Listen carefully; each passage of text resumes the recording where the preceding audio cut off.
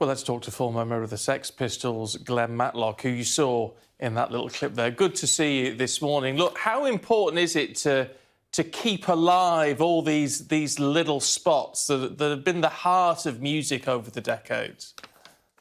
Well, it's very important. They're the proving ground where bands who kind of starting out, maybe kind of continuing their careers. You know, the musical career is like a roller coaster. It's very up and down. But that's where all the big bands come through from. I was talking to Jeff Horton at the 100 Club a while back, and he was saying that all the bands that have played at Glastonbury over the last 10 years, 70% of them have started out at the 100 Club. You know, and other clubs like that all around the country. If you lose them, you kind of lose everything, really. So yeah, I mean, so important. In this sort of day of X Factor and all that sort of thing, where people get instant stardom, you do forget, don't you, a little bit that these bands, this sort of the quality bands, really have to prove their worth in these by touring around the small venues. Well, yeah, that's how you build up a following. But you mentioned X Factor. I wouldn't particularly call that music, to be honest. You know, bands of any kind of consequence with something have to say do that whole proving ground thing, and that's how they learn their trade. That's how they sort of separate the wheat from the chaff of what songs work with the audience and which ones don't.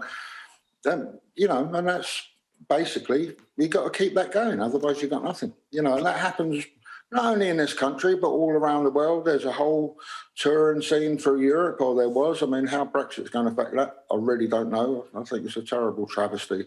But, you know, we need the support, and there hasn't been much support. I was booking some shows for July, hopefully on sort of a wing and a prayer, and now I've just found out that because of the Indian variant up in the Midlands, they want to reschedule them. Nobody knows what's going on, you know, and you can't sort of base a career and your living and your livelihood and engage all the other people who are playing with you on the basis of not knowing what's going on. Yeah, there is. I mean, there is a lot of confusion at the minute. But when we get things sorted and straightened out a little bit, which hopefully will happen before too long, I mean, you really want. I mean, through this series, it's all about encouraging people to really get back to their local venues. And there is something about the intimacy, isn't there?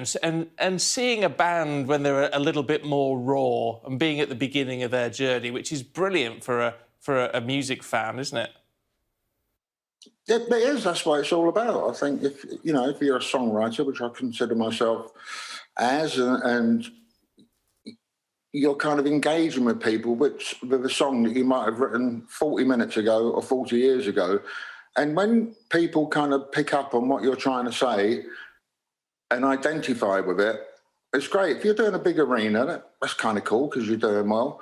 But in a club, when you can see the whites of people's eyes, you know, and they appreciate and dig where you're coming from and identify with it, it's a really big buzz. And not only just for the artist, but also for the fan too, you know.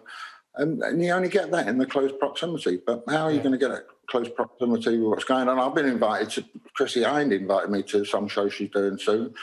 And while I'd really like to go, I don't know if it's a good idea at the moment, you know. No. So you got that as well. You know, and there's one thing being on the stage and in the dressing room. And I did, when lockdown was lifted, I played with my band at the Electric Ballroom in Camden, sort of late September or October it was.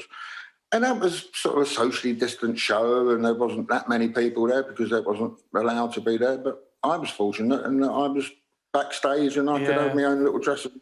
Well, look, we've got to keep our fingers crossed that things. Now, you know, but not have to engage with people. But, well, look, got to keep our fingers crossed that things get better soon. Really good to talk to you, Glenn. Thank you.